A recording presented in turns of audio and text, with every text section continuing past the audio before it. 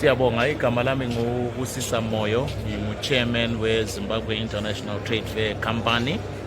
Lapha sikhangele umbukiso weMine Entra omayelana lalaba abaphakathi okokwemba imigodi lalokho kumayelana ngokugebha ama-minerals, mining sector.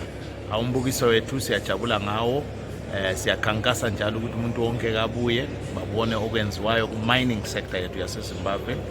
Yi-sector eqhelayo kakhulu. Sibona abanengi bengena ku-lithium mining, gold mining yayilokhu ikhona sesilesikhathi hundreds of years siku-gold mining eZimbabwe. Ngakho-ke siyakhankasela wonke umuntu ukuthi abuye. Kusasa siyabe sile-official opening yethu.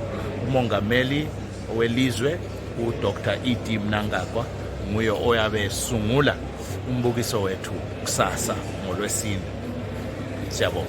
Uhamba njani umbukiso mangaka amakhampani abukisayo njalo uhamba ngayiphi indikimba? Umbukiso wethu uhamba kuhle, thina siyajabula. Sibona kulo umnyaka singathi ababukisayo kabakafiki kulesiyana isigaba esafika last year, kodwa nxa sikhangele ukuthi babukisane sibona ngani bajule okungcono kwedlula last year. Ama-stands ethu makhulu kwedlula our last year, yikho sile overflow sesize sangena lapha ku-hall 3 ngenxa yokuthi besingagwani laphana ku-hall 4. Siyajabula ngakho and siyaloyisa ukuthi laba ababukisayo bazathola ukuhlangana labathengayo, ngoba indikimba yokubukisa lapha yikuthi abantu baxhumane, bahlangane lalabo abathenga izinto abazibukisayo.